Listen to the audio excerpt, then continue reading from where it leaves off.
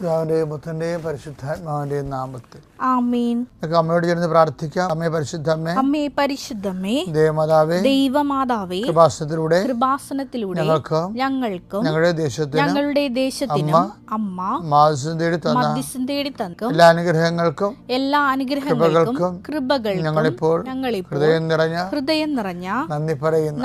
അമ്മേ പരിശുദ്ധമ്മേ, ദൈവമാതാവേ, 2004 ഡിസംബർ 7 ഉച്ചകഴിഞ്ഞ് 2:30 കൃപാസനത്തിൽ സംഭവിച്ച അമ്മയുടെ പ്രത്യക്ഷപ്പെടലിനെ കുറിച്ച് തിരുസഭയ്ക്ക് സമർപ്പിച്ചിരിക്കുന്ന പഠനരേഖകളുടെ മേൽ സഭാത്മകമായ പഠനം ആരംഭിക്കുവാൻ ഞങ്ങൾ പ്രാർത്ഥിക്കുന്നു.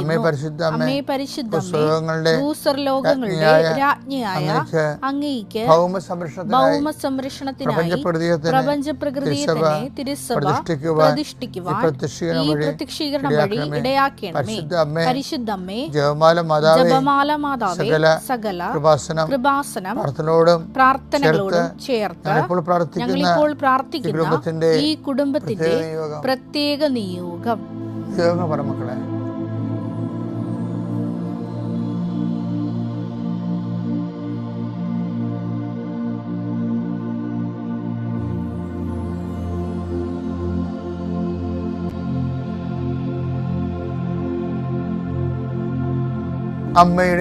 അമ്മയുടെ പ്രത്യക്ഷീകരണത്തിന്റെ അനുഗ്രഹവേളയിൽ ഞങ്ങൾക്ക് സാധിച്ചു തരുവാൻ കനിയണമേ. വിശ്വാസ പ്രമാണം. സർവശക്തനായ പിതാവും ആകാശത്തിന്റെയും ഭൂമിയുടെയും സൃഷ്ടാവുമായ ദൈവത്തിൽ ഞാൻ വിശ്വസിക്കുന്നു. അവിടുത്തെ ഏകപുത്രനും ഞങ്ങളുടെ കർത്താവുമായ ഈശോമിശിഹായിലും ഞാൻ വിശ്വസിക്കുന്നു. ഈ പുത്രൻ പരിശുദ്ധാത്മാവിനാൽ ഗർഭസ്ഥനായി കന്യകാമറിയത്തിൽ നിന്ന് പിറന്ന് പൊന്തിയോസ് പീലാത്തോസിന്റെ കാലത്ത് പീഡകൾ സഹിച്ച് കുരിശിൽ തറയ്ക്കപ്പെട്ട് മരിച്ച് അടക്കപ്പെട്ട് പാതാളങ്ങളിൽ ഇറങ്ങി മരിച്ചവരുടെ ഇടയിൽ നിന്ന് 3-ാം നാൾ ഉയർത്ത് സ്വർഗത്തിലേക്ക് എഴുന്നള്ളി സർവശക്തിയുള്ള പിതാവായ ദൈവത്തിന്റെ വലതുഭാഗത്തിരിക്കുന്നു. അവിടെ നിന്ന് ജീവിക്കുന്നവരെയും മരിച്ചവരെയും വിധിക്കുവാൻ വരുമെന്നും ഞാൻ വിശ്വസിക്കുന്നു. പരിശുദ്ധാത്മാവിലും ഞാൻ വിശ്വസിക്കുന്നു. വിശുദ്ധ കത്തോലിക്കാ സഭയിലും പുണ്യവാന്മാരുടെ ഐക്യത്തിലും പാപങ്ങളുടെ മോചനത്തിലും ശരീരത്തിന്റെ ഉയർപ്പിലും നിത്യമായ ജീവിതത്തിലും ഞാൻ വിശ്വസിക്കുന്നു. ആമേൻ. സ്വർഗ്ഗസ്ഥനായ ഞങ്ങളുടെ പിതാവേ, അങ്ങയുടെ നാമം പൂജിതമാകണമേ. അങ്ങയുടെ രാജ്യം വരണമേ. അങ്ങയുടെ തിരുമനസ് സ്വർഗത്തിലെ പോലെ ഭൂമിയിലുമാകണമേ. അന്നു വേണ്ടുന്ന ആഹാരം ഇന്ന് ഞങ്ങൾക്ക് തരണമേ. ഞങ്ങളോട് തെറ്റ് ചെയ്യുന്നവരോട് ഞങ്ങൾ ക്ഷമിക്കുന്നത് പോലെ ഞങ്ങളുടെ തെറ്റുകൾ ഞങ്ങളോടും ക്ഷമിക്കണമേ. ഞങ്ങളെ പ്രലോഭനത്തിൽ ഉൾപ്പെടുത്തരുതേ, തിന്മയിൽ ഞങ്ങൾ രക്ഷിക്കണമേ. ആമേൻ. നന്മ നിറഞ്ഞ മറിയമേ, സ്വസ്തി. കർത്താവ് അങ്ങയുടെ കൂടെ സ്ത്രീകളിൽ അങ്ങ് അനുഗ്രഹിക്കപ്പെട്ടവളാകുന്നു. അങ്ങയുടെ ഉദരത്തിൻ ഫലമായി ഈശോ അനുഗ്രഹിക്കപ്പെട്ടവനാകുന്നു. പരിശുദ്ധ മറിയമേ, തമ്പുരാന്റെ അമ്മേ, പാപികളായ ഞങ്ങൾക്ക് വേണ്ടി ഇപ്പോഴും ഞങ്ങളുടെ മരണസമയത്തും തമ്പുരാനോട് അപേക്ഷിക്കണമേ. ആമേൻ. എൻ്റെ കർത്താവേ, നിന്റെ ഉന്നതമായ നാമത്തിന് സ്വസ്ഥം ചെയ്യുന്നു. എൻ്റെ കർത്താവേ, നിന്റെ വിശുദ്ധ പൗരോഹിത്യത്തെ മഹത്വപ്പെടുത്തണമേ. കർത്താവേ, സഭയിലുള്ള സാന്നിധ്യം ദൃഢമാക്കണമേ. 39 വർഷം ഞാൻ അർപ്പിച്ച കുർബാനയുടെ യുഗതിയാൽ കൃപാസനത്താരെ ജീവനോടെ പ്രത്യക്ഷപ്പെട്ട പരിശുദ്ധ അമ്മയുടെ മാധ്യസ്ഥത്താൽ ദൈവവേദനെ നീ അനുഗ്രഹിക്കപ്പെടട്ടെ. നിൻ്റെ കുടുംബം അനുഗ്രഹിക്കപ്പെടട്ടെ. നിൻ്റെ യാത്ര, നിൻ്റെ ചിന്തകൾ, നിൻ്റെ ആലോചനകൾ, നീ എടുക്കുന്ന തീരുമാനങ്ങൾ ദൈവവേദനെ കർത്താവ് നിന്നെ ആശീർവദിക്കട്ടെ.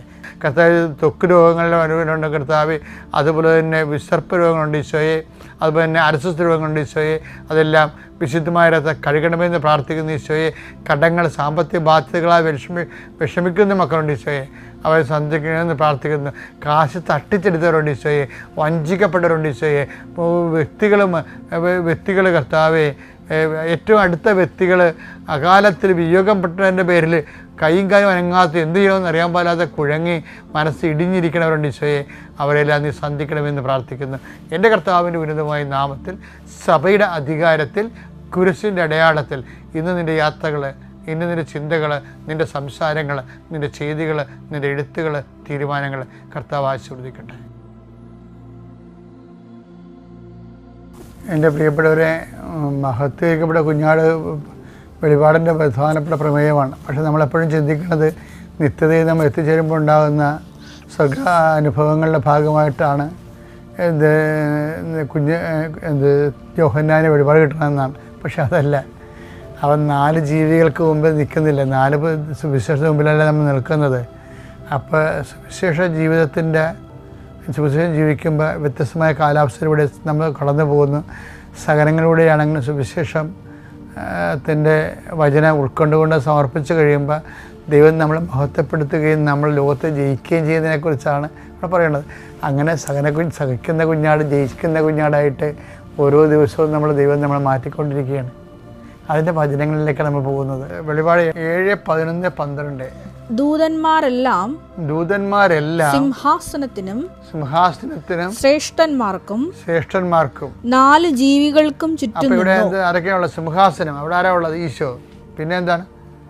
ശ്രേഷ്ഠന്മാർ, ആര്? അപ്പോസ്തലന്മാരും രക്തസാക്ഷികളും. പിന്നെ ആരാ? 4 ജീവികൾ. 4 സുവിശേഷങ്ങൾ. അവർ സിംഹാസനത്തിന് മുമ്പിൽ കമിഴ്ന്നു വീണ്. അപ്പോൾ ഇത്രയും സെറ്റപ്പിൻ്റെ മുമ്പിലാണ് നമ്മൾ. ഇപ്പോൾ വചനമുണ്ട്, വചനം ജീവിച്ച വേദസാക്ഷികളും രക്തസാക്ഷികളുമായിട്ടുള്ള വിശുദ്ധന്മാരുണ്ട്. പിന്നെ എന്താണ്? സിംഹാസനമുണ്ട്. ഈ വചനം മാംസമായ ഈശോയുണ്ട്, മരണത്തെ ജയിച്ച കർത്താവ് ഈശോയുണ്ട്. അത്രയും മധ്യത്തിലാണ് നമ്മൾ നിൽക്കുന്നത്. അത് ഈ ഭൂമിയിലും അങ്ങനെ തന്നെയാണ് നമ്മൾ ജീവിക്കണത്. എന്താ പറയണത് ദൈവത്തിൻ്റെ? എന്താ ദൈവത്തിന് പറയണത്? ആ വാചനം വായിച്ചേ. ആമേൻ. ആമേൻ. നമ്മുടെ ദൈവത്തിന് സ്തുതിയും മഹത്വവും ജ്ഞാനവും കൃതജ്ഞതയും.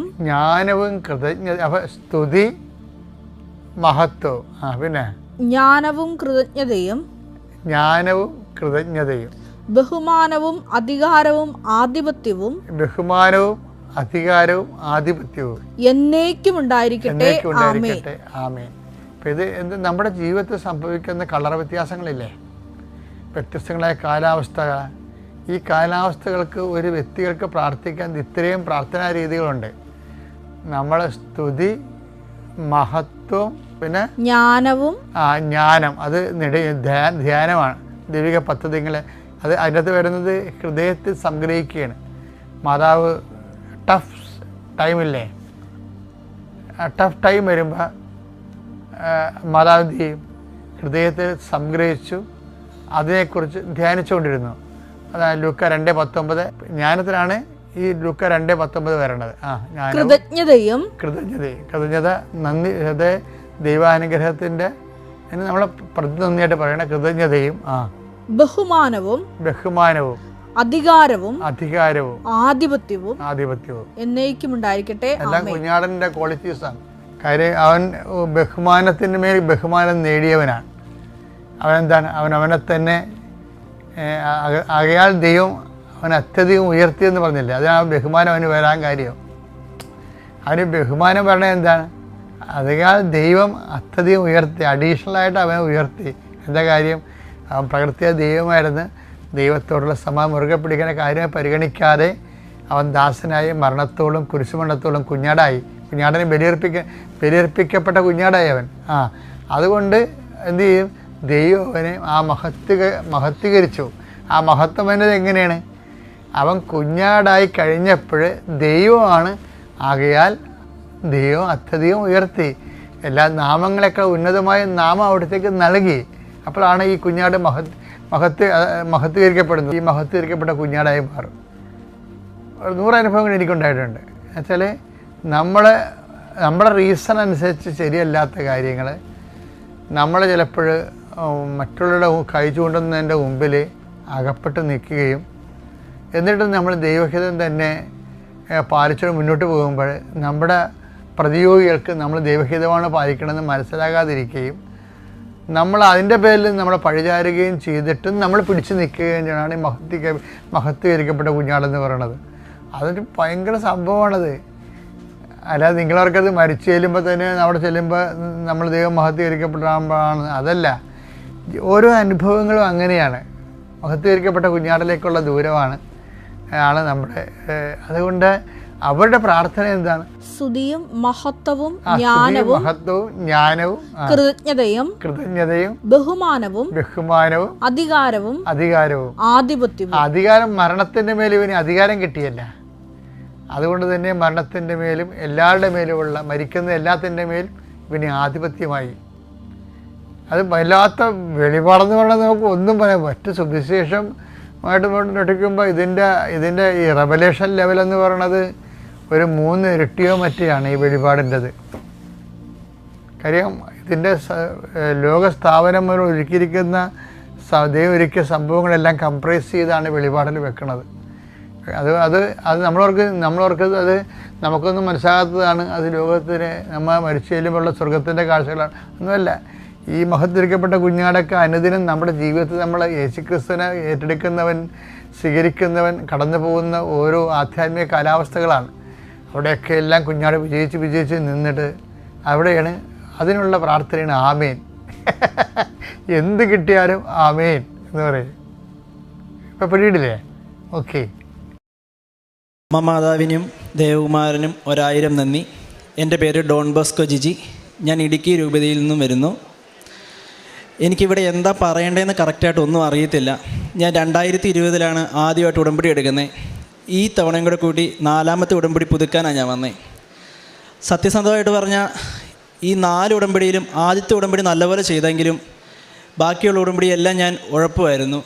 അച്ഛൻ്റെ പ്രസംഗം കേൾക്കുമ്പോഴും എല്ലാം വിഷമം വരുമെങ്കിലും വേറെ ഒന്നും ചെയ്യുന്നില്ല. രാവിലെ ചില ദിവസങ്ങളിൽ ഏൽക്കാൻ പറ്റുകയില്ല. പിന്നെയും ഞാനൊരു ദിവസം കഴിയുമ്പോൾ പിന്നെയും തുടങ്ങും, പിന്നെയും മുടങ്ങിപ്പോവും. ആദ്യമൊന്നും എനിക്ക് നിയോഗങ്ങൾ നോക്കുമ്പോൾ ഒത്തിരി നിയോഗങ്ങളൊന്നും ഇല്ലായിരുന്നു. എനിക്ക് പുറം രാജ്യത്തോട്ട് പഠിക്കാൻ പോകണമെന്നായിരുന്നു ആഗ്രഹം 2020 വരുന്ന സമയത്ത്. അതിനുശേഷം ഡിഗ്രി കഴിഞ്ഞു. ഞാൻ ജർമ്മൻ പഠിക്കാൻ പോകാമെന്ന് തീരുമാനമെടുത്തു. അങ്ങനെയാണ് ഞാൻ അതിനുശേഷം ആദ്യമായിട്ട് ജർമ്മൻ പഠിച്ചുകൊണ്ടിരുന്നത്. ഒരു 2 മാസം കഴിഞ്ഞപ്പം ഞാൻ ഉടമ്പടി എടുക്കാൻ വരുന്നത്. അപ്പം ഞാൻ 1ാമത്തെ നിയോഗമായിട്ട് എൻ്റെ ചേച്ചിക്ക് വേണ്ടി വെച്ചു.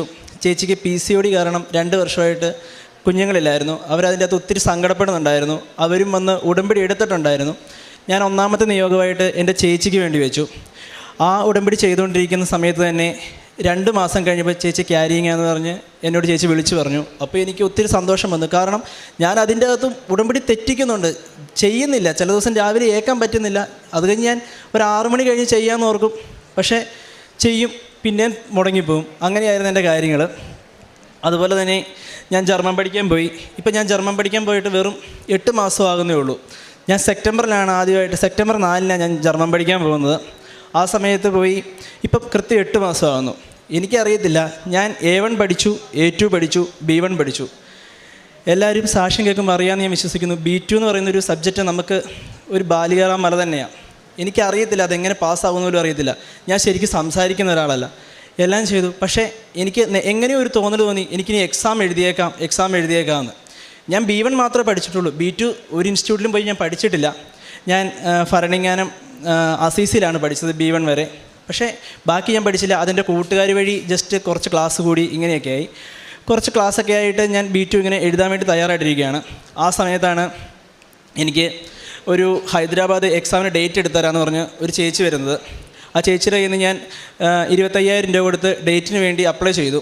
അപ്പം എൻ്റെ ചേച്ചിയും ചേച്ചിയുടെ ഭർത്താവും ഹൈദരാബാദ് തന്നെയാണ് താമസം. അപ്പം ഞാൻ നേരത്തെ അങ്ങോട്ട് പോയി, ക്ലാസ്സൊന്നും കൂടുന്നില്ല, ഞാൻ നേരത്തെ ഹൈദരാബാദിലോട്ട് പോയി. എക്സാം എഴുതുന്ന ഡേറ്റ് ആകുമ്പോഴത്തേക്കും ചെല്ലാലോ എന്ന് ഓർത്ത്. അപ്പോൾ ചേച്ചി പറഞ്ഞു, കൺഫർമേഷനാണ്, നീ പൊക്കോ, ഒരു കുഴപ്പമില്ല. അവിടെ ചെന്ന് ഒരാഴ്ച കഴിഞ്ഞപ്പോഴത്തേക്കും പറഞ്ഞു, എടാ ആ ഡേറ്റ് കിട്ടില്ലെന്ന് പറഞ്ഞു. അപ്പോൾ എനിക്ക് ആകെ വിഷമമായി. കാരണം എക്സാം എഴുതാൻ വേണ്ടി കുത്തിയിരുന്ന് പഠിക്കുന്നു, B2 അറിയത്തില്ല, എന്നാലും ഒരു വിശ്വാസത്തിൻ്റെ പുറത്ത് പോവുക. അവിടെ ചെന്നു എക്സാം എഴുതാൻ ചെല്ലുന്ന സമയമായപ്പോഴത്തേക്കും എക്സാമിന് ഡേറ്റ് ഇല്ലെന്ന് പറയുന്നു. അപ്പോൾ ഞാൻ ചേച്ചിയോട് പറഞ്ഞു, ചേച്ചി എന്നാൽ എനിക്ക് ആ പൈസ റീഫണ്ട് ചെയ്ത് തന്നേരെ, ഞാൻ വേറെ എവിടെയും നോക്കിക്കോളാം. അപ്പോൾ ചേച്ചി പറഞ്ഞു, ഇപ്പം തന്നെ ചെയ്തേക്കാൻ 2 ദിവസം എന്ന് പറഞ്ഞു. അപ്പോഴത്തേക്കും എനിക്ക് ഹൈദരാബാദിൽ നിന്ന് വേറൊരു മെയിൽ അയക്കേണ്ട ഒരു ഓപ്ഷൻ വന്നു, ഡേറ്റ് എടുക്കണ്ടേ. അപ്പം ഞാൻ അപ്പം തന്നെ ചേച്ചിയോട് ചോദിച്ചു, തരാമെന്ന് ചോദിച്ചു. ചേച്ചി പറഞ്ഞു, മോനെ തരാൻ, 2 ദിവസം എൻ്റെ കൊച്ച ആശുപത്രിയിലാണ്, അപ്പം അവന് ഹോസ്പിറ്റൽ കേസ് ആയതുകൊണ്ട്. അപ്പോൾ ഞാൻ പറഞ്ഞു, അപ്പോൾ എനിക്ക് എന്തോ പോലെ ഞാൻ പറഞ്ഞു, ഒരു 2 ആഴ്ച കൂടെ കഴിഞ്ഞിട്ട് മതി, ഞാൻ വേറെ എവിടെയെങ്കിലും ചെയ്തോളാമെന്ന് പറഞ്ഞു. അപ്പോഴത്തേക്കും ആ ഡേറ്റ് പോയി. അതിനുശേഷം ഹൈദരാബാദിലെ ഡേറ്റിന് വേണ്ടി അപ്ലൈ ചെയ്തു. അത് അടുത്ത മാസത്തേക്കാണ് അപ്ലൈ ചെയ്തത്. അപ്ലൈ ചെയ്ത് കഴിഞ്ഞപ്പോഴത്തേക്കും പൈസ നമ്മൾ പിന്നെയും അടച്ചു. പൈസ അടച്ചു കഴിഞ്ഞപ്പോൾ അത് സെൻഡായി. പക്ഷേ ഒരു കാരണവശാലും അത് അവിടെ ചെന്നതായിട്ട് അവർ അംഗീകരിക്കുന്നില്ല, ഞങ്ങൾക്കിവിടെ വന്നിട്ടില്ലെന്നാണ് പറയുന്നത്. പിന്നെ എല്ലാ ദിവസവും ഹൈദരാബാദിലെ എക്സാം സെൻറ്ററിലോട്ട് വിളിയായി. അവസാനം വിളിച്ച് എൻ്റെ പേര് അവർക്ക് കാണാതെ അറിയാം. ഡോൺ ബോസ്കോ എന്ന് പറയുന്നത്, സാർ ഇപ്പം തന്നെ ശരിയാക്കി വിട്ടേക്കാം, അങ്ങനെയാണ് പറയുന്നത്. ലാസ്റ്റ് ഇത് നടക്കുന്നതിന് മുമ്പ് ഞാൻ എന്നിട്ട് ആ ചേച്ചിനെ വിളിക്കാൻ തുടങ്ങി. ചേച്ചിയെ പൈസ എന്നതാ, ഞാൻ വീട്ടിൽ പറയാതെയാണ് ഹൈദരാബാദിലെ വേറെ പൈസ കൊടുത്തത്. ചേച്ചിയോട് മാത്രമേ ഞാൻ പറഞ്ഞിട്ടുണ്ടായിരുന്നുള്ളൂ. ആ സമയത്ത് ആ ചേച്ചിനെ വിളിക്കുമ്പോൾ ചേച്ചി ഇപ്പം തരാമെന്ന് പറഞ്ഞു. ലാസ്റ്റ് ആയപ്പോഴത്തേക്കും ചേച്ചി ഫോൺ എടുക്കുന്നില്ല. ഞാനൊരു ദിവസം ഒരു 100 വിളി വിളിക്കും, എടുക്കുകയില്ല. മെസ്സേജ് അയക്കും. ഞാൻ അവസാനം പറഞ്ഞു, ചേച്ചി എൻ്റെ മര്യാദയ്ക്ക് ഞാൻ ചേച്ചിയോട് പറഞ്ഞു ഒന്ന് താ. അവസാനം ഞാൻ കെഞ്ചി പോലെ പറഞ്ഞു, എന്നിട്ട് നടക്കുന്നില്ല. അപ്പം ഒരു കാര്യവും നടക്കുന്നില്ല. ഹൈദരാബാദിൽ കൊടുത്തതും നടക്കുന്നില്ല, ഈ ചേച്ചിയുടെ കൊടുത്ത പൈസയും തിരിച്ച് കിട്ടുന്നില്ല. എനിക്കൊന്നും അറിയത്തില്ല എന്ന് ചെയ്യണം. ഞാൻ ഉടമ്പടി തെറ്റിക്കുന്നു ഇടയ്ക്കുണ്ട്. അപ്പം എനിക്ക് തോന്നി ഞാനിതെല്ലാം ചെയ്യുന്നതുകൊണ്ട് എനിക്കുള്ള ഒരു ശിക്ഷയായിട്ടായിരിക്കും എന്ന് പറഞ്ഞു. എനിക്ക് പിന്നെ ഒരു ഓപ്ഷനും ഇല്ല. ഞാൻ ചേച്ചിയുടെ അടുത്ത് പോയപ്പോഴും ഉടമ്പടി പത്രമുണ്ട്, ഞാൻ ട്രെയിനിൽ വെച്ചൊക്കെ ചെല്ലുന്നുണ്ട്, പക്ഷേ വേറൊന്നും ചെയ്യുന്നില്ല, ഇടയ്ക്ക് മുടങ്ങി പോകുന്നുണ്ട്. ഞാൻ അവിടെ ചെന്നു. ഞാൻ വൈകുന്നേരമായിരുന്നു, ചേച്ചിയൊക്കെ പുറത്ത് പോയിക്കോ. ഞാൻ പെട്ടെന്ന് വാതിലടച്ചു. ഞാൻ അതുപോലെ കരഞ്ഞൊരു ദിവസം എൻ്റെ മുമ്പിലില്ല. എനിക്ക് അത്ര ഞാൻ ഒരിക്കലും കരഞ്ഞിട്ടില്ല. ഞാൻ മാതാവിന് മുമ്പിൽ മുട്ടുകുത്തിയെന്ന് അലറി കരഞ്ഞെന്ന് പറയും, ആരും കേൾക്കാതെ. വായി പൊത്തിയാണ് ഞാൻ കരഞ്ഞത്. ഞാൻ പറഞ്ഞു, മാതാവി എനിക്കത് വേണം, ഒത്തിരി പൈസയൊന്നും എൻ്റെ ഇല്ല, ഞാനിത് എവിടുന്ന് ഇനി വീട്ടുകാരോട് പറയുമെന്ന് അറിയത്തില്ലാതെ ഞാൻ നിൽക്കുക. ആ സമയത്ത് എനിക്ക് മാതാവ് തരുമെന്ന് എനിക്ക് അറിയാമെന്ന് ഉറപ്പ് ഞാൻ എണ്ണയും കാശ് രൂപം കയ്യിലുണ്ട്. 4 വർഷമായിട്ട് എൻ്റെ കഴുത്തിലൊരു കൊന്തയുണ്ട്. അതേ അമ്മ മാതാവിൻ്റെ ആ കാശ് രൂപം ഞാൻ ഇട്ടിട്ടുണ്ട്. ഇതുവരെ ആ ദൂരാനൊരു ഇടം എനിക്ക് ഉണ്ടായിട്ടില്ല. ഞാൻ എന്നിട്ട് പ്രാർത്ഥിച്ച് കരഞ്ഞ് അളിയൻ്റെ ബൈക്കും എടുത്ത് ഞാൻ പുറത്തോട്ട് പോയി. ജസ്റ്റ് ഒരു കടയിൽ ചെന്ന് സാധനം മേടിക്കുമ്പോൾ എൻ്റെ കണ്ണ് നിറയുക. അപ്പോൾ അവർ ചോദിച്ചു, എന്നാ മലയാളികൾ അവിടെയുള്ള റെസ്റ്റോറൻറ്റുകാർ എന്നാ പറഞ്ഞു. ഞാൻ പറഞ്ഞു, പൊടി പോയതാണെന്ന് പറഞ്ഞിട്ട് ഞാനാണെങ്കിൽ പേയ്മെൻറ്റ് ചെയ്യാൻ വേണ്ടി എൻ്റെ ഫോൺ എടുക്കുമോ. അത്രയും ദിവസം എന്നെ ബ്ലോക്ക് ചെയ്തിട്ട് ചേച്ചി, ഫോൺ എടുക്കാത്ത ചേച്ചി, മെസ്സേജ് അയച്ചിട്ട് എടുക്കാത്ത ചേച്ചി, വേറൊരു അക്കൗണ്ടിൽ നിന്ന് എനിക്ക് ആ പൈസ മൊത്തം ഫണ്ട് ചെയ്തേക്കുക. അത് കണ്ടപ്പോഴത്തേക്കും എനിക്ക് കരച്ചിൽ. ഞാൻ അപ്പം തന്നെ എൻ്റെ അമ്മേനെ വിളിച്ച് പറഞ്ഞു, കിട്ടി, ഇനിയിപ്പോൾ എന്നാ ചെയ്യേണ്ടതെന്ന് എനിക്ക് അറിയത്തില്ല. ഇതൊന്നും എൻ്റെ കഴിവല്ല, ഉടമ്പടി തെറ്റിക്കുന്നുണ്ട്. അങ്ങനെ എന്തെങ്കിലും ഒരു അനുഭവം കിട്ടുമ്പോഴത്തേക്കും ഞാൻ കരഞ്ഞു പോകും. മാതാവിനോട് ഒത്തിരി ഇഷ്ടമുണ്ട്, പ്രാർത്ഥനയുണ്ട്, പക്ഷേ ഉടമ്പടി തെറ്റുന്നത് മാത്രം എനിക്കത് തെറ്റായിട്ട് കാണുന്നുള്ളൂ. അങ്ങനെ ഇരിക്കുക. അപ്പോൾ എനിക്ക് ഒത്തിരി ഹാപ്പിയായി, ദൈവമേ കിട്ടുക. അപ്പോഴത്തേക്കും ഹൈദരാബാദിൻ്റെ ഡേറ്റിൻ്റെ കേസായി. അവിടെ അവർ കിട്ടുവല്ലെന്ന് പറയുന്ന രീതിയിലായി ലാസ്റ്റ്. അപ്പോഴത്തേക്കും ഞാൻ കൊച്ചി ട്രിവാൻഡ്രം ഗൊയ്ത്തയിൽ മെയിൽ അയച്ചു, ഒരു എക്സാം ഡേറ്റ് കിട്ടണേ, എനിക്ക് എങ്ങനെയും ഒന്ന് എക്സാം എഴുതണം. അപ്പം കൊച്ചി ട്രിവാൻഡ്രം മെയിൽ അയച്ച് എക്സാമിൻ്റെ ഡേറ്റ് വരുമ്പോൾ ഞാൻ ആദ്യം മാതാവിനോട് പ്രാർത്ഥിച്ചു. ഇവർ പറഞ്ഞിരുന്നത്, ഹൈദരാബാദ് പറഞ്ഞിരുന്നത് മെയ് ലാസ്റ്റാണ് എക്സാം എന്നാണ്. അപ്പം കൊച്ചി ട്രിവാൻഡ്രത്തിൻ്റെ വരുന്നത് മെയ് 1. അപ്പം ഞാനാണെങ്കിൽ പ്രാർത്ഥിച്ചു, മാതാവ് എനിക്കൊരു ഡേറ്റ് തരുവാണെങ്കിൽ മെയ് 1 തരണം. മെയിൽ അയച്ച് കിട്ടുന്നത് ഹൈദരാബാദിൽ കിട്ടുന്നത് ലാസ്റ്റാണെന്ന് എനിക്ക് അറിയുകയും ചെയ്യാം. കുറേ ദിവസമായിട്ട് മെയിൽ അയച്ചു, ഒന്നും വരുന്നില്ല, ഇവരുടെ കൺഫർമേഷൻ വരുന്നില്ല. ഞാനൊരു ദിവസം രാവിലെ 5:30 പ്രത്യക്ഷീകരണ പ്രാർത്ഥന എല്ലാം വേണ്ടി ആ സമയത്ത് ഞാൻ കറക്റ്റായിട്ട് ചെയ്യാൻ തുടങ്ങി. പിന്നെ 5:30 ഏറ്റു പ്രത്യക്ഷീകരണ പ്രാർത്ഥന ചെല്ലിക്കൊണ്ടിരുന്നു. അപ്പോൾ ഞാൻ ആരുമില്ല, ചേച്ചിയെല്ലാം അവരെല്ലാം ഉറക്കമാണ്. ഞാനാണെങ്കിൽ കരഞ്ഞ് പ്രാർത്ഥിച്ചു, മാതാവേ എനിക്കിന്ന് കൺഫർമേഷൻ മെയിൽ വരണം, അല്ലാതെ എന്നെക്കൊണ്ട് പറ്റുകയില്ല. ഞാൻ എന്തോരം നാളായിട്ട് നോക്കിയിരിക്കുന്നതെന്ന് പറഞ്ഞു. എന്നിട്ട് പഠിക്കാനുണ്ടായിരുന്നു ഒത്തിരി സങ്കടവും കരച്ചിലും, കാരണം ഞാൻ കയറി പിന്നെയും കിടന്നൊന്നും ഉറങ്ങി. രാവിലെ ഒരു 11 മണിയായപ്പോൾ ചുമ്മാ ഫോൺ എടുത്ത് നോക്കിയപ്പോൾ ഹൈദരാബാദിൽ നിന്ന് മെയിൽ വന്നേക്കുക, നിങ്ങൾക്ക് കൺഫർമേഷൻ ആയിട്ടുണ്ടെന്ന് പറഞ്ഞ്. അപ്പോഴത്തേക്കും എനിക്ക് പിന്നെയും കരച്ചിൽ വരാൻ തുടങ്ങി. പിറ്റേ ദിവസം രാവിലെ ഇനിയും ഞാൻ ഡേറ്റ് ഇട്ട് പ്രാർത്ഥിക്കാൻ പോവാം. നമ്മൾ സാക്ഷ്യം കേൾക്കുമ്പോൾ ഡേറ്റ് ഇട്ട് പ്രാർത്ഥിക്കണം. അപ്പോൾ എനിക്ക് മാത്രം തന്നെ ഇങ്ങനെയൊന്നും വരാത്ത ഞാൻ ഒത്തിരി ആലോചിക്കും. അപ്പോൾ ഞാനത് കഴിഞ്ഞ് പിറ്റേ ദിവസം ഏറ്റു. അപ്പോൾ എനിക്കൊരു കോൺഫിഡൻസാണ്, മാതാവ് എനിക്ക് തരാൻ തുടങ്ങി. ഇനി എൻ്റെ കയ്യിലെല്ലാം എന്ന് പറഞ്ഞ് ഞാൻ പിറ്റേ ദിവസം ഏറ്റു. മാതാവ് തരുന്നുള്ള രീതിയിൽ ഞാൻ പ്രാർത്ഥിക്കാൻ തുടങ്ങി. മാതാവേ, എനിക്ക് കൊച്ചിയിലും ഡേറ്റ് വേണം, ആ ഡേറ്റ് നാളെ തന്നെ വരുവാൻ വേണം, വരുന്നത് ആദ്യത്തെ ആഴ്ച തന്നെ കിട്ടണം എന്ന് പറഞ്ഞു. അത് കൊച്ചിയിൽ തന്നെ കിട്ടണം എന്ന് പറഞ്ഞു. ഇത് ഡേറ്റ് വരുന്നത് ഒന്നെങ്കിൽ കൊച്ചിയിലായിരിക്കും, അല്ലെങ്കിൽ ട്രിവാൻഡ്രത്തായിരിക്കും. ഒന്നെങ്കിൽ ആദ്യത്തെ ഒരാഴ്ച അല്ലെങ്കിൽ ലാസ്റ്റത്തെ ഒരാഴ്ച വന്നു കഴിഞ്ഞാൽ ഞാൻ ഈ അടച്ച പൈസ എല്ലാം പോവുകയും ചെയ്യും. ഹൈദരാബാദിലെ എക്സാം മാത്രം എഴുതാനും പറ്റുള്ളൂ. അത്ര നേരം ഹൈദരാബാദ് ഉണ്ടെന്ന് ഓർത്ത് തന്നെ നമ്മൾ ഇരിക്കുക, കൺഫർമേഷൻ വന്നിരിക്കുക. അപ്പം രാവിലെ പ്രാർത്ഥന കഴിഞ്ഞ് അന്ന് പഠിച്ച് ഒരു 9 മണിയായപ്പോൾ എൻ്റെ കൂട്ടുകാരനെ വിളിച്ചു. ഞാനിങ്ങനെ സംസാരിച്ചുകൊണ്ടിരിക്കുമ്പോൾ ഒരു മെയിൽ വന്നു. നോക്കിക്കഴിഞ്ഞപ്പോൾ കൊച്ചിയിലെ മെയിൽ എനിക്ക് വന്നു, കൺഫർമേഷൻ ആയിട്ടുണ്ടെന്ന് പറഞ്ഞ്. അതും 3, 4 എന്ന ദിവസങ്ങളിൽ ആദ്യത്തെ ആഴ്ച തന്നെ എനിക്ക് കൺഫർമേഷൻ മെയിൽ വന്നു. അങ്ങനെ അതെല്ലാം ഓക്കെ ആയി ഒരു രീതി ഇങ്ങനെ പോവുകയായിരുന്നു. അപ്പോഴാണ് ഇതുവരെ എൻ്റെ വീട്ടുകാർക്ക് മാത്രം അറിയുന്ന ഒരു കാര്യം ഞാൻ കൂട്ടുകാരോട് പോലും പറഞ്ഞിട്ടില്ല. എനിക്ക് എൻ്റെ ഒരു ഫ്രണ്ട് വഴി ജർമ്മനിയിൽ ഒരു സ്കൂളിൽ അഡ്മിഷൻ എടുത്തു തരാൻ അവൻ നോക്കിയായിരുന്നു. അപ്പം ആദ്യം ഞങ്ങൾ മെയിലൊക്കെ അയച്ചു. പുള്ളി പറഞ്ഞു, ഒന്നും പറഞ്ഞില്ല. കുറേ ദിവസമായിട്ട് ഞാൻ അവനോട് ഇടയ്ക്കൊക്കെടാ എന്നാടാ പുള്ളി ഒന്നും റിപ്ലൈ തരാത്തേ. അപ്പോൾ ഞാൻ പ്രാർത്ഥിക്കാൻ തുടങ്ങി, എനിക്കൊരു റിപ്ലൈ തരണമെന്ന്. അങ്ങനെ ഒരു ദിവസം രാവിലെ 5:30 ഞാൻ പ്രാർത്ഥിച്ചപ്പം ഒരു 1.5 മാസം മുമ്പ് അയച്ച മെയിലാണ്. കൃത്യം പിറ്റേ ദിവസം പ്രാർത്ഥിച്ചതിൻ്റെ അന്ന് ഒരു 9:30-10 മണിയായപ്പോൾ എനിക്ക് മെയിൽ വന്നേക്കുക, ഇന്നാണ് നിങ്ങളുടെ സൂം മീറ്റിംഗ്, ഈ സൂം മീറ്റിംഗ് നിങ്ങൾ പങ്കെടുക്കണം, വൈകുന്നേരം 7 മണിക്കാണ് സൂം മീറ്റിംഗ് എന്ന് പറഞ്ഞു. എനിക്കറിയത്തില്ല എന്ത് ചെയ്യണം. പ്രാർത്ഥിക്കുന്നതെല്ലാം പിറ്റേ ദിവസം നടക്കുന്നു. അപ്പോൾ എനിക്ക് ഏറ്റവും വിഷമം വരുന്ന കാര്യം എന്ന് വെച്ചാൽ ഞാൻ ഈ ഉടമ്പടി ഉഴപ്പുന്നുണ്ടല്ലോ, അതാണ് എൻ്റെ ഏറ്റവും സങ്കടം. ഇത്രയും ചെയ്തിട്ടും എന്നെ കൈവിടാതെ എൻ്റെ കൂടെ ഉണ്ടല്ലോ എന്ന് ഓർക്കുമ്പോൾ എനിക്ക് ഒത്തിരി സങ്കടം വരും. പിന്നെ ഞാൻ പ്രാർത്ഥിക്കും. എന്നിട്ട് ഞാൻ ജർമ്മനിയിലുള്ള ഇൻ്റർവ്യൂവിന് വേണ്ടി ഇരിക്കുക. അതപ്പോൾ ഒരു ജർമ്മൻകാരനാണ് ഇൻ്റർവ്യൂ നടത്തുന്നത്. അപ്പം എനിക്ക് ഒരു പരിജ്ഞാനവും ഇല്ല, കാരണം B1 പാസ്സായിട്ട് പോലും ഇല്ല. B1 ഇൻസ്റ്റിറ്റ്യൂട്ട് വഴി പാസ്സായതാണ്. B1 മാത്രമേ ഉള്ളൂ. B2 എന്നൊരു സംഭവം ഞാൻ പഠിച്ചിട്ടില്ല, ഇതുവരെ പഠിച്ചിട്ടില്ല. ഒരക്ഷരം പോലും B2 പഠിച്ചിട്ടില്ല. ആകപ്പാടെ കൂട്ടുകാരെന്തെങ്കിലും പറയും, അത് ജസ്റ്റ് ഒന്ന് കേൾക്കും, ഇങ്ങ് പോരും. എന്നിട്ട് ഞാൻ ജർമ്മൻ്റെ ഇൻ്റർവ്യൂവിന് വേണ്ടി വൈകുന്നേരം ഒരുങ്ങിയിരിക്കുക, അവരുടെ സൂം മീറ്റിങ്ങിന് വേണ്ടി. AC ഫുള്ളായിട്ടിട്ട് ഞാൻ വേർത്തൊഴുകും. എനിക്ക് പേടിയാണ്, കാരണം ഒന്നും പറയാൻ അറിയത്തില്ല ജർമ്മൻ. അപ്പം ഞാൻ മാതാവിനോട് പ്രത്യക്ഷീകരണ പ്രാർത്ഥന എടുത്ത് എൻ്റെ അടുത്ത് വെച്ചു, ബൈബിൾ എടുത്ത് എൻ്റെ അടുത്ത് വെച്ചു, അതുപോലെ തന്നെ ഉപ്പെടുത്ത് വെച്ചു, കാശ് രൂപ എല്ലാം ഞാൻ കൈ പിടിച്ച് എൻ്റെ കയ്യിൽ എൻ്റെ പൊന്ത ഞാൻ കയ്യെ കെട്ടിയിട്ടേക്കുക. എന്നിട്ട് ജർമ്മൻ്റെ ഇൻ്റർവ്യൂ വന്നു. ഭയങ്കര ടെൻഷനായിരുന്നു. ടെൻഷനൊക്കെ ആയിട്ടും പുള്ളി എല്ലാം ചിരിച്ചുകൊണ്ട് ചോദിച്ചു. എന്നോട് ജസ്റ്റ് കുറച്ച് കാര്യങ്ങളെ ചോദിച്ചുള്ളൂ. ഞാൻ എങ്ങനെയാണ് പറഞ്ഞതെന്ന് എനിക്ക് പോലും അറിയത്തില്ല. ഞാൻ ജസ്റ്റ് 1-2 വാക്യത്തിൽ മാത്രം ജസ്റ്റ് ഗ്രാമാറ്റിക് പോലും ശരിയല്ലാതെ വർത്തമാനം പറഞ്ഞു. എന്നിട്ട് ഞാൻ മാതാവിനോട് അന്നേരം കരഞ്ഞ് പ്രാർത്ഥിക്കുന്നുണ്ട്, മാതാവി എനിക്കിത് കഴിയുമ്പോഴേ തന്നെ ഇത് പാസ്സായെന്നൊന്ന് പറയണേ, ഇതിനു വേണ്ടി വെയിറ്റ് ചെയ്തിരിക്കാനുള്ളൊരു അവസരം ഉണ്ടാകല്ലേന്ന് ഞാൻ പ്രാർത്ഥിച്ചു. അന്ന് തന്നെ ആ സൂം മീറ്റിംഗ് കഴിയുമ്പോൾ തന്നെ പുള്ളി പറഞ്ഞു, നിങ്ങൾ സെലക്ട് ആയിട്ടുണ്ടെന്ന്. അത് കേട്ടപ്പോഴത്തേക്ക് എനിക്ക് അറിയത്തില്ല. ഞാനിതെല്ലാം അപ്പോൾ അമ്മേനെ വിളിച്ച് അല്ലെങ്കിൽ അച്ചാച്ചനെ വിളിച്ച് പറയും. അപ്പം അച്ചാച്ചനാണെങ്കിലും പണ്ട് തൊട്ട് എന്നെ ചെറുപ്പത്തിൽ തൊട്ട് ഒരു മാതാവിൻ്റെ ഫോട്ടോ കണ്ടാലും ഒന്ന് കുമ്പിടാതെയോ എവിടെ പോയാലും ഒരു മാതാവിനെ കാണുമ്പോൾ ഒരു എത്രയും ജളമാതെ ചെല്ലിക്കാതെ സമ്മതിക്കാനായിരുന്നു. അതുകൊണ്ട് തന്നെയായിരിക്കും എനിക്ക് മാതാവിനോട് ഒത്തിരി ഇഷ്ടമുണ്ട്. അങ്ങനെ അതെല്ലാം ഓക്കെ ആയി, എല്ലാ സമാധാനത്തിലിരിക്കുമ്പോഴാണ് ലാസ്റ്റ് സമയത്ത് പ്രതിസന്ധികളും വരുമെന്ന് പറയുന്നത് ശരിയാണ്. ഹൈദരാബാദിൻ്റെ മെയിൽ വന്നു, നിങ്ങൾക്ക് കൺഫർമേഷനാണ്, എല്ലാം വന്നു. ഒരു ദിവസം ഉച്ചയ്ക്ക് നോക്കിയപ്പോൾ എനിക്ക് മെയിൽ വന്നേക്കുക, ഹൈദരാബാദിൽ നിന്നുള്ളത് നിങ്ങൾക്ക് ക്യാൻസലായിപ്പോയി.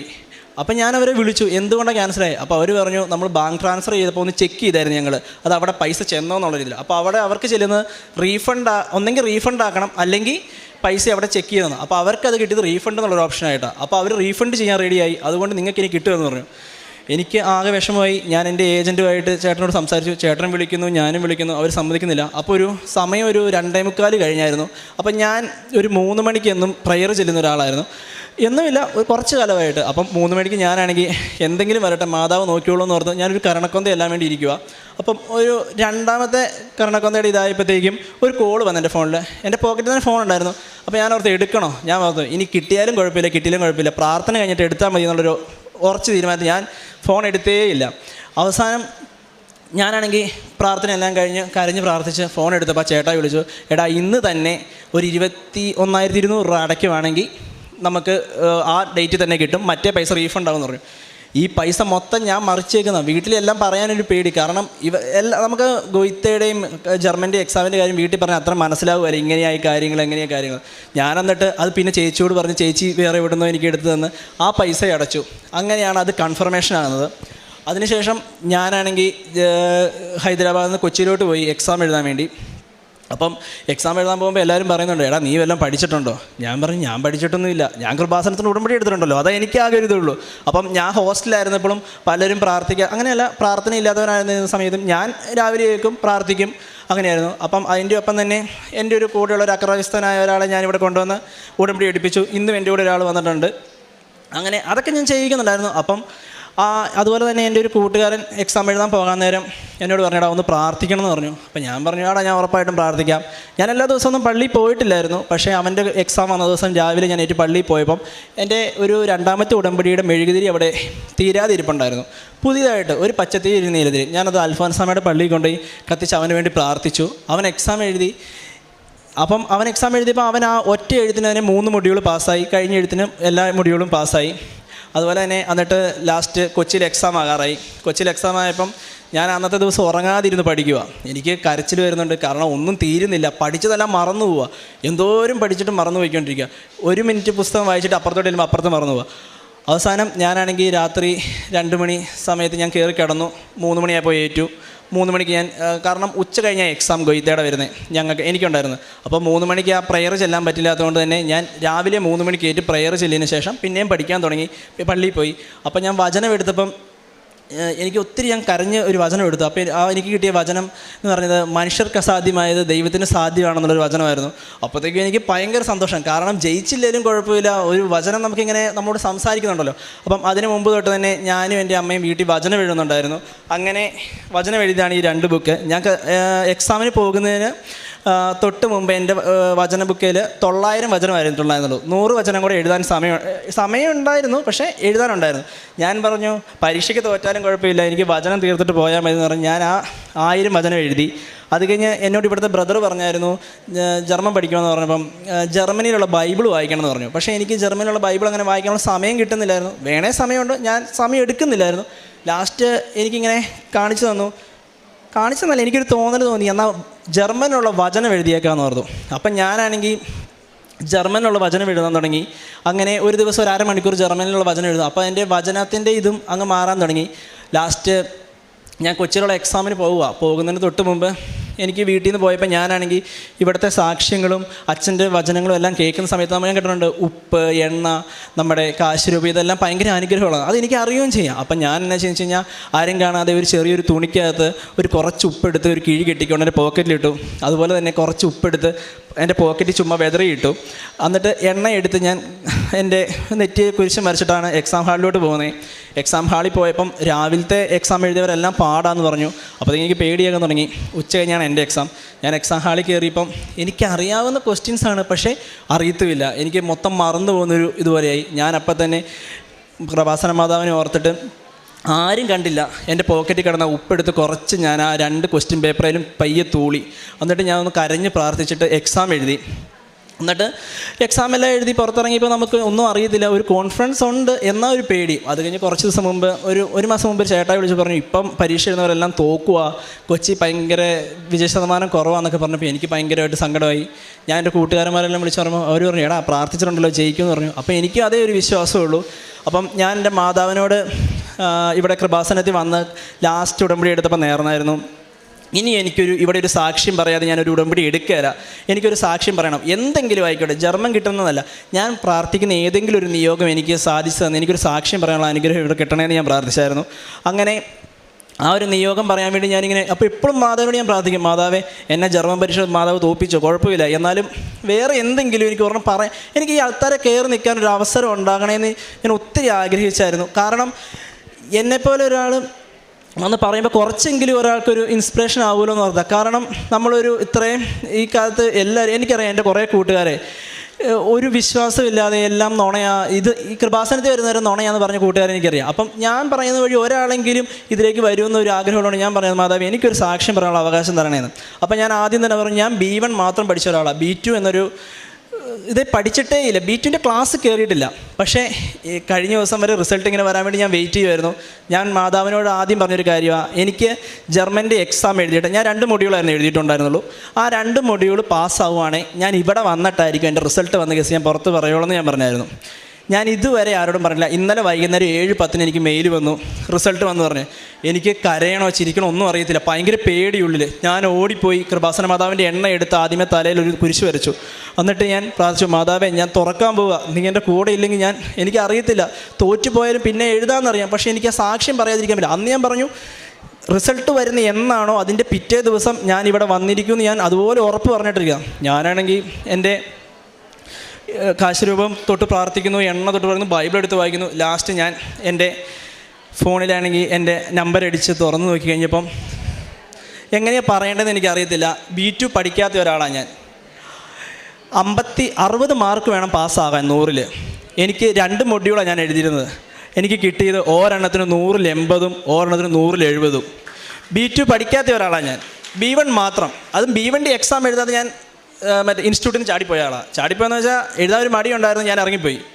B2 മാത്രം പഠിക്കണമെന്നുണ്ട്. പിന്നെ ഞാൻ പഠിച്ചില്ല എന്ന് പറയുന്നില്ല, പക്ഷേ അത് കൂട്ടുകാർ വഴി ചുമ്മാ എന്തെങ്കിലും കുറച്ച് കാര്യങ്ങൾ. പക്ഷേ B2ൻ്റെ ഇപ്പോഴും എന്നോട് ഇവിടെ ആരെങ്കിലും എന്നോട് B2ൻ്റെ ഒരു കാര്യം ചോദിക്കുമോ അല്ലെങ്കിൽ കറക്റ്റായിട്ട് ഗ്രാമാറ്റിക് എനിക്ക് അറിയത്തില്ല പറയാൻ. ഇങ്ങനെ തന്നെയാണ് ഞാൻ ആ ജർമ്മൻകാരൻ്റെ മുമ്പിൽ വരുന്നത്. എവിടുന്നോ എനിക്ക് ഓർമ്മ വന്നു പറഞ്ഞു. എന്നിട്ട് ഒന്നും പഠിക്കാതെ പോയി എനിക്ക് എനിക്ക് B2ൻ്റെ 100-ൽ 80 മാർക്കും 100-ൽ 70 മാർക്കും 8 തവണ എഴുതിയിട്ട് കിട്ടാത്ത ആൾക്കാരെ ഇപ്പോഴും എനിക്കറിയാം. ഇത് തന്നെ. അതുപോലെ തന്നെ ഞാൻ ഇത്രയും നേരം ആലോചിച്ചിട്ടുണ്ട്, നീ ഒരു സാക്ഷ്യം പറയണോ വേണ്ടയോ കാരണം പലർക്കും അത് എങ്ങനെയായിരിക്കും എടുക്കുന്നതെന്ന് ഞാൻ ആലോചിച്ചു. കാരണം നമ്മുടെ സ്ഥലം ഇടുക്കി തന്നെ ആയതുകൊണ്ട് നമുക്കവിടെ കൂടുതലും കൃഷിയാണ്. അപ്പം കൊറോണ വന്ന സമയത്ത് എനിക്ക് ഈ കൃഷിയൊക്കെ ഇച്ചിരി ഇഷ്ടമായതുകൊണ്ട് ഞാൻ ഇച്ചിരി ഏലക്കൃഷിയൊക്കെ ചെയ്തു. ഒരു 10-300 ഏലം ഞാൻ വച്ചിട്ടുണ്ടായിരുന്നു. അപ്പം അതിൻ്റെ പേരിലൊരു ബൈക്കും എടുത്തു. CC ഉള്ളതുകൊണ്ട് വട്ടത്തിൽ ഇങ്ങനെ വട്ടം കറങ്ങുമായിരുന്നു ഞാൻ. അതുകൊണ്ട് തന്നെ ഞാനിങ്ങനെ ഇതിപ്പോൾ 4-ാം വർഷമാണ്. അപ്പം ഈ വർഷമൊക്കെയാണ് ഇച്ചിരൊക്കെ കിട്ടേണ്ടത്, പിന്നെ വിലയുള്ള സമയമാണ്.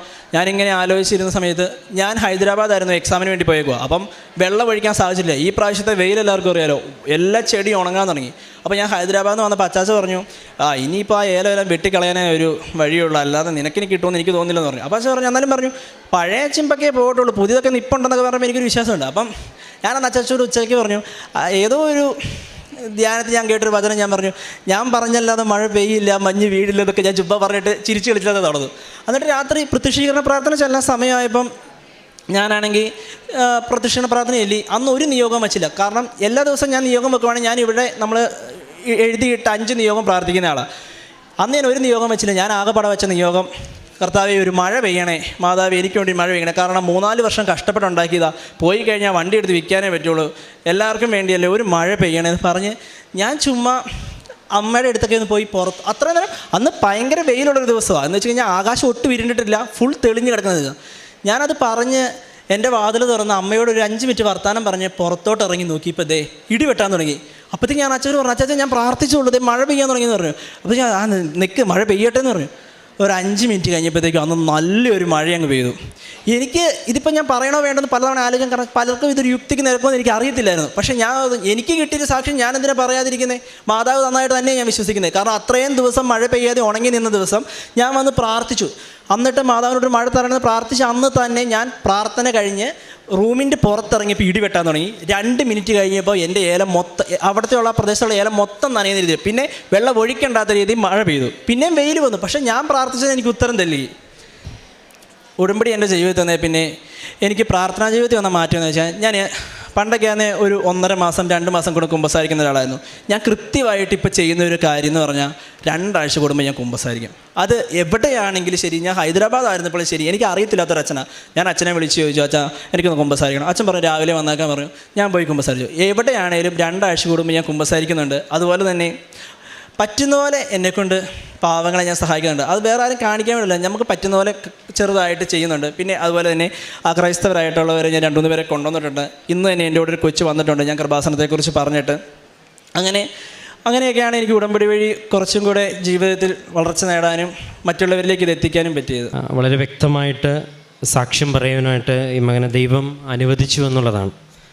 ഒന്നാമത്തെ ഉടമ്പടിയിലേക്ക് കടന്നു വരുവാനായിട്ടൊരു വ്യക്തമായിട്ടൊരു ശീലം ഒരു പക്ഷേ ഈ സാക്ഷ്യത്തിൽ മനസ്സിലാക്കുന്ന അപ്പച്ചനിൽ നിന്നാണ്. അപ്പം ഇപ്പോൾ ഒരു മാതാവിൻ്റെ രൂപം കണ്ടാലും ഒരു എത്രയെന്തയുള്ള മാതാവെങ്കിലും ചൊല്ലണം, അല്ലെങ്കിൽ ചൊല്ലി പഠിപ്പിച്ചിട്ടുള്ളൊരു ശീലം എന്തുകൊണ്ടാണ് പറഞ്ഞാൽ അച്ഛൻ ഒരു ആരാധനയിൽ ഒരിക്കൽ പറയുന്നുണ്ട്. അതായത് മാതാവുമായിട്ട് നമ്മുടെ ചെറുപ്പ കാലഘട്ടത്തിലോ അല്ലെങ്കിൽ നമ്മുടെ വളർന്ന കാലഘട്ടത്തിലോ ആരെങ്കിലും പറഞ്ഞു തന്നതിന് ശേഷമോ മാതാവുമായിട്ടൊരു അടുപ്പമുള്ളവരെയൊക്കെയും മാതാവ് ഉടമ്പടിയിലേക്ക് ക്ഷണിക്കുന്നതും ആ ക്ഷണനത്തിന് ശേഷം വലിയ സാക്ഷ്യങ്ങൾ പറയാൻ ദൈവപിതാവ് ഇടവരുത്തുന്നതും ഒരുപാട് പേര് ഇവിടെ സാക്ഷ്യത്തിൽ പറയുന്നത്. അപ്പം അങ്ങനൊരു ശീലം ഈ ഒരു വ്യക്തിക്ക് ഉണ്ടായിരുന്നു എന്നുള്ളത് ആ മകൻ തന്നെ സാക്ഷ്യത്തിൽ പറയുന്നുണ്ട്. രണ്ടാമത്തത്, ഉടമ്പടി ജീവിതത്തിൽ പലപ്പോഴായിട്ടും വീഴ്ചകൾ വരുമ്പോഴും ഒരുപാട് വിഷമത്തോടു കൂടിയാണ് അതിനെ കാണുന്നത്. കാരണം ഒരു ചെറുപ്പകാലഘട്ടത്തിലുണ്ടാകുന്ന കുറേയേറെ സാഹചര്യങ്ങളും മടിയും അലസ്യതയും എല്ലാം ഇതിൻ്റെ ഭാഗമായിട്ടിരിക്കുമ്പോഴും മാതാവുമായിട്ടുള്ളൊരു ബന്ധം, അതിലൊരു വിഷമവും ബുദ്ധിമുട്ടും ഒക്കെ തോന്നി വീണ്ടും പ്രാർത്ഥിച്ച്. ഇപ്രാവശ്യം ഉടമ്പടി പുതുക്കുന്ന, ഇപ്പോൾ ഈ ഒരു ലാസ്റ്റ് പുതുക്കിലും ഉടമ്പടി കൃപയോടെ ജീവിക്കണം എന്നുള്ളൊരു വലിയൊരു സാക്ഷ്യം അല്ലെങ്കിൽ വലിയൊരു നിയോഗം വെച്ചിട്ടാണ് ഇവിടെ നിന്ന് പോകുന്നത്. അപ്പം ഏറെ പ്രത്യേകിച്ച് പരീക്ഷ ജയിച്ചതായിട്ട് ബന്ധപ്പെട്ടതാണ് സാക്ഷ്യം. ഇപ്പോൾ ഇവിടെ ഒരുപാട് വിദ്യാർത്ഥിനികൾ സാക്ഷ്യം പറയുന്നൊരു മേഖലയാണ്. B2 എക്സാമിനെക്കുറിച്ചും ജർമ്മൻ ലാംഗ്വേജിനെക്കുറിച്ചും ഏകദേശം എല്ലാ ദിവസവും ആരെങ്കിലും 1-2 പേരായിട്ട് ഇവിടെ പറഞ്ഞു. അപ്പോൾ അത്രത്തോളം സാക്ഷ്യത്തിൽ ഈ ഒരു കാര്യങ്ങൾ അഡ്രസ്സ് ചെയ്യപ്പെടുന്നുണ്ട്. മാതാവ് വിഷയത്തിൽ ശക്തമായി ഈ ഒരു മേഖലയിൽ ഇടപെടുന്നുണ്ടെന്നുള്ളതിന് ഓരോ ദിവസവും വരുന്നത്. അപ്പോൾ ഈ ഒരു സാക്ഷ്യത്തിൽ B1 വരെ പഠിച്ചതിന് ശേഷം പൂർണ്ണമായിട്ടും ദൈവത്തിൽ ആശ്രയിച്ച് ഞാൻ മുന്നോട്ട് പോയി എന്നുള്ളതും ഉടമ്പടിയിലെ സാക്ഷ്യങ്ങളൊക്കെ അനുദിനം കേൾക്കുന്നതിൻ്റെയും അപ്പോൾ അതിനൊക്കെ ഒരു റെഫറൻസ് ഉണ്ടല്ലോ. കാരണം ഇത് കേട്ട് ഇവരുടെയൊക്കെ തന്നെ പ്രായമുള്ള കുട്ടികൾ ഇവിടെ വന്ന് പറയുമ്പം വിശ്വസിക്കാതിരിക്കാനായിട്ട് അല്ലെങ്കിൽ അത്രത്തോളം തുറവില്ലാത്തൊരു ഹൃദയമായിരുന്നു. അപ്പോൾ അതെല്ലാം കേട്ട് മനസ്സിലാക്കി ഉടമ്പടിയുടെ കാര്യങ്ങളൊക്കെ തൻ്റെ സാഹചര്യം അനുസരിച്ച് ക്രമപ്പെടുത്തി. എങ്കിലും ഈ മകൻ്റെ സാക്ഷ്യം പറയുമ്പം മാതാവിൻ്റെ ഒരു മധ്യസ്ഥതയിലെടുക്കുന്ന ഈ ഉടമ്പടിയിൽ ഒരു പക്ഷേ ഒരുപാട് സാക്ഷ്യങ്ങൾ വായിക്കുമ്പോൾ നമുക്ക് മനസ്സിലാകുന്നത് ഒരു പക്ഷേ ഉടമ്പടി എടുത്ത ആൾ ഒരു അത്രയും ഗൗരവമായിട്ട് ഇത് എടുക്കാത്തപ്പോഴും മാതാവ് ഇങ്ങനെ ഒന്ന് പുറകെ നടന്ന ആ വ്യക്തിയെ, പ്രത്യേകിച്ച് ചെറുപ്പക്കാരായിട്ടുള്ള ഒരു സാക്ഷ്യം പറയുമ്പം ഇതുപോലെ ഇതേ രീതിയിൽ ഈ ടൈപ്പിൽ തന്നെ ഒരുപാട് പേരുടെ സാക്ഷ്യം പറയുന്നത് ഇപ്പോൾ ഓർക്കുന്നുണ്ട്. കാരണം ഒരു പക്ഷേ ഇവരിലൂടെ എന്തോ ഒരു ദൈവിക പദ്ധതി അമ്മ ലക്ഷ്യം വെച്ചിട്ടുണ്ടാവാം.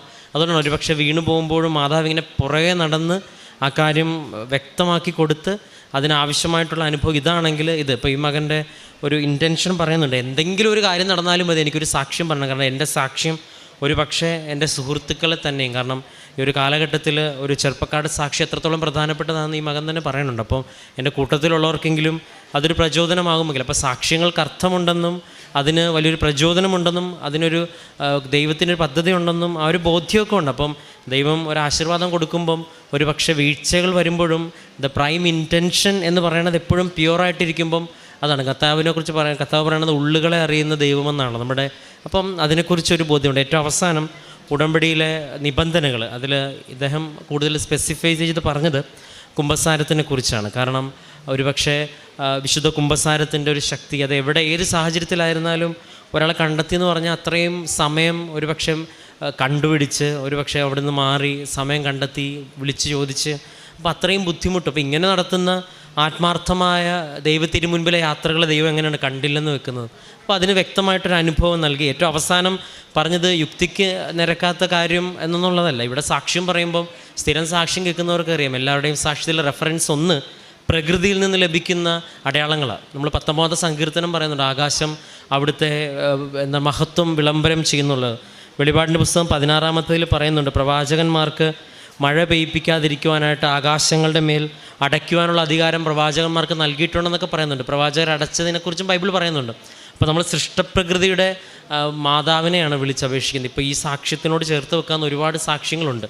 പ്രകൃതി ദൈവം സൃഷ്ടിച്ചതാണെങ്കിൽ മേഘസ്തംഭവും അഗ്നിസ്തംഭവും പ്രകൃതിയിലൂടെ ദൈവം കാണിച്ചു കൊടുത്താണ് ഇസ്രായേൽ ജനത്തെ നയിക്കുന്നത്. അപ്പം ഈ പ്രകൃതിയിലൂടെ തന്നെ ദൈവം കൂടെയുണ്ടെന്ന് അടയാളം തരാനായിട്ട് എത്ര നിസ്സാരമായിട്ടുള്ളൊരു കാര്യമാണ്. അപ്പം ആ ഒരു സാക്ഷ്യവും ഇനിയിപ്പോൾ നമ്മൾ വിശ്വസിച്ചാലും ഇല്ലെങ്കിലും എന്താണെന്ന് പറഞ്ഞാലും മകൻ പറഞ്ഞ പോലെ അവൻ്റെ ജീവിതത്തിൽ വ്യക്തമായിട്ട് ദൈവം കൂടെ ഉണ്ടെന്നുള്ള അനുഭവം ലഭിച്ചു.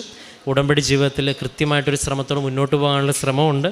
പരിശുദ്ധ അമ്മ ഒരു വ്യക്തിയെ നേടാനായിട്ട് ഉടമ്പടി ഉപയോഗിക്കുന്നു എന്ന് മനസ്സിലാക്കുന്ന മറ്റൊരു സാക്ഷ്യം കേൾക്കുവാൻ ദൈവം നമ്മെ ഇടവരുത്തി. നമുക്കെല്ലാവർക്കും കരങ്ങളടിച്ച് ദൈവത്തിൻ്റെ നാമം മഹത്വപ്പെടുത്താം.